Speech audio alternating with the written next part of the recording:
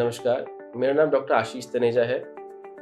मैं यहाँ पे वेंकटेश्वर हॉस्पिटल में डिपार्टमेंट ऑफ ऑर्थोपेडिक्स और रोबोटिक जॉइंट रिप्लेसमेंट में सीनियर कंसल्टेंट और यूनिट हेड हूँ। आज जो हम आपको एक पेशेंट से मिलवाना चाह रहे हैं, उसका पर्पस ये है कि हम आपको दिखाएं कि गठिए की प्रॉब्लम से क्या क्या दिक्कतें आ सकती हैं और रोबोटिक जॉइंट रिप्लेसमेंट से हम उसे कैसे बहुत अच्छे से डील कर सकते हैं। मेरे साथ जो पेशेंट है उनका नाम कमला है। ये बहुत सालों से नी पेन के कारण, घुटने के दर्द के कारण सफ़र कर रहे थे। इनका चलना फिरना काफ़ी कम हो गया था और हमारे पास ये अराउंड 3 महीने पहले आए, जब ये चलना फिरना बिल्कुल ही बंद हो गया था।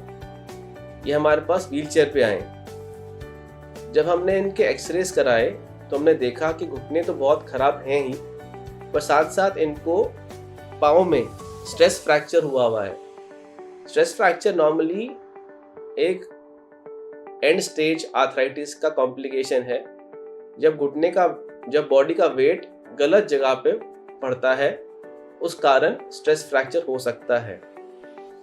अगर स्ट्रेस फ्रैक्चर ऊपरी हिस्से में हो तो हम ऑपरेशन के साथ ही उसको डील कर लेते हैं, पर इनके केस में स्ट्रेस फ्रैक्चर निचले हिस्से में था, तो हमें उसके लिए इनको पहले प्लास्टर से मैनेज करना पड़ा। हमने पहले प्लास्टर लगा के इनका फ्रैक्चर हील किया। जब फ्रैक्चर ठीक हो गया तो फिर हमने ऑपरेशन का प्लान किया। इनके केस में हमने रोबोटिक जॉइंट रिप्लेसमेंट सर्जरी करी और दोनों घुटने की एक साथ सर्जरी करी। ऑपरेशन के बाद इनका काफ़ी अच्छा रिजल्ट है।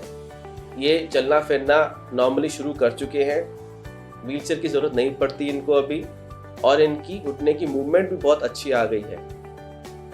पहले गठिए के कारण इनका घुटना एक फिक्स्ड पोजीशन में लॉक हो चुका था। अराउंड 20 डिग्री पे घुटना लॉक था और उसकी मूवमेंट भी बहुत कम थी। पर अब आफ्टर रोबोटिक जॉइंट रिप्लेसमेंट इनकी नी की मूवमेंट्स बिल्कुल नॉर्मल हो गई हैं और पेन खत्म हो गया है।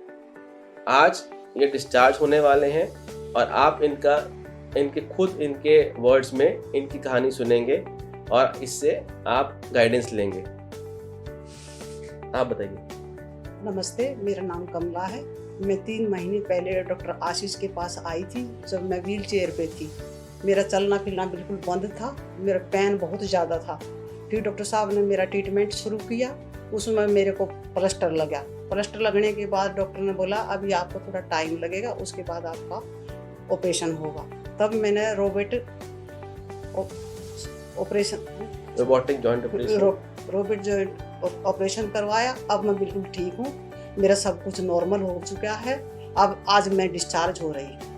अब आपको मैं एक चीज़ दिखाना चाहूँगा कि रोबोटिक जॉइंट रिप्लेसमेंट के साथ मूवमेंट्स कितनी जल्दी आती हैं और कितना कम से कम पेन होता है। अभी ये ऑपरेशन के 5 दिन हुए हैं इनको, और इनकी मूवमेंट्स देखिएगा। चलाइए, ये पूरा अपना पाँव सीधा कर पा रहे हैं, जो कि पहले कुछ 20 डिग्री पे इतने पे फिक्स था। पूरा सीधा कर पा रहे हैं और इनकी पूरी बेंडिंग भी हो रही है। मोड़िए, सेम इस सिचुएशन में देखिए, ऊपर लेके आइए, पूरा स्ट्रेट हो रहा है और ये मोड़िए, अपना बेंडिंग भी आराम से कर पा रहे हैं। तो इनकी मूवमेंट्स काफ़ी हद तक नॉर्मल हो चुकी हैं, जैसे नॉर्मल किसी पेशेंट की होती है। 5 दिन के हिसाब से ये काफ़ी अच्छी मूवमेंट है, जो कि हमें रोबोटिक जॉइंट रिप्लेसमेंट की वजह से ये पॉसिबल हो पाया है। तो ये 2 एडवांटेजेस हैं जॉइंट रिप्लेसमेंट कराने के, रोबोटिक जॉइंट रिप्लेसमेंट कराने के। पहला, पेन कम होगा। दूसरा, मूवमेंट्स जल्दी आएंगी और अच्छी आएंगी। तो ये एक अच्छा मैसेज मैं आपको देना चाहूँगा कि रोबोटिक जॉइंट रिप्लेसमेंट से रिजल्ट्स अच्छे होते हैं और जल्दी मिलते हैं। बाकी आपको हम अभी चला के भी दिखाएंगे कि इनकी वॉकिंग भी कितना कंफर्टेबल हो चुकी है। अब ये बिना किसी वॉकर के लिमिटेड सपोर्ट के साथ चल पा रहे हैं। तो आपके लिए मैसेज ये है कि पहली बात, अपने आर्थराइटिस या अपने घुटनों की प्रॉब्लम को बहुत देर तक मत टालिए, उससे कोई फ़ायदा नहीं होगा, कॉम्प्लिकेशंस बढ़ेंगी, सिर्फ सर्जरी मुश्किल होगी और कोई फ़ायदा नहीं होगा। और दूसरा मैसेज ये है कि जॉइंट रिप्लेसमेंट से मत घबराइए, उसके रिजल्ट्स बहुत अच्छे हैं। लिटरली आपके लाइफ ट्रांसफॉर्मिंग रिजल्ट्स हैं, आपकी लाइफ चेंज हो जाती है with in a matter of days, मतलब कुछ दिनों में ही आप व्हील चेयर छोड़ देते हैं और आप नॉर्मल चलना शुरू कर देते हैं। इतना ज़्यादा ट्रांसफॉर्मेशन आप एक्सपेक्ट कर सकते हैं आफ्टर जॉइंट रिप्लेसमेंट। और रोबोटिक जॉइंट रिप्लेसमेंट के क्या फ़ायदे हैं? पहला, जैसे आपके सामने है, दर्द बहुत कम होता है और मूवमेंट बहुत अच्छी आती है और बहुत जल्दी आती है।